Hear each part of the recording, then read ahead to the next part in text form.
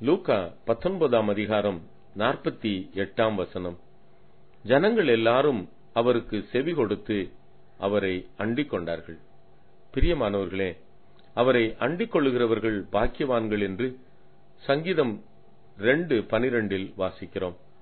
அவரை முத்தம் செய்து அண்டிக் கொள்ளுகிறவர்கள் மீது கர்த்தர் கோபப்பட மாட்டார் என்றும், பாதி வழியிலே அழிந்து போக மாட்டார்கள், நாம் பாக்கியவான்களாய் இருப்போம் என்று அந்த வசனத்தில் வாசிக்கிறோம். லூக்காவில் வாசிக்கும் போது அவருக்கு செவி கொடுப்பதே அவரை அண்டிக் கொள்ளுகிறோம் என்று அறிந்து கொள்ளுகிறோம். கர்த்தருடைய வார்த்தைகளுக்கு, அவருடைய மெல்லிய சத்தத்திற்கு செவி கொடுக்க வேண்டும் என்று வேதம் வலியுறுத்துகிறது.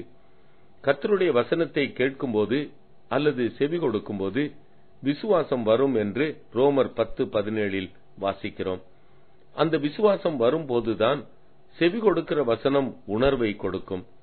அந்த உள் உணர்வுதான் அந்த வசனத்திற்கு அல்லது கர்த்தருடைய சத்தத்திற்கு கீழ்ப்படிய, அதின்படி நடக்க நம்மை தூண்டிக்கொண்டே இருக்கும். மேலும் அந்த வார்த்தை அல்லது அந்த சுவிசேஷம் ஒருவனுக்கு ரட்சிப்பு உண்டாவதற்கு தேவ பலனாய் இருக்கிறது. அந்த அழிவில்லாத வித்தாகிய தேவ வசனத்தினாலே மறுபடியும் ஜெனிப்பிக்கப்பட்டிருக்கிறோம். அந்த வசனம் கொடுக்கிற உணர்வுதான் நம்மை பரிசுத்தப்படுத்தி நம்மை வேறுபடுத்துகிறது. அந்த வசனம் கொடுக்கிற விசுவாச உணர்வுதான் நம்மை குணப்படுத்துகிறது. அந்த வசனம் கொடுக்கிற உணர்வுதான் நம்மை தேவனுக்குள் மாற்றி அமைக்கிறது. வசனம் கொடுக்கிற உணர்வுதான் கர்த்தருக்கென்று எதையாவது சாதிக்க வேண்டும் என்று உந்திக் கொண்டே இருக்கிறது. அவருக்கு செவி கொடுத்து அவரை அண்டிக் கொள்ளுங்கள், என்றைக்கும் பாக்கியவான்களாயிருப்பீர்கள். மேலும் அவரை அண்டிக் கொண்டிருக்கும் போது சத்ரு உன்னை நெருங்க முடியாது.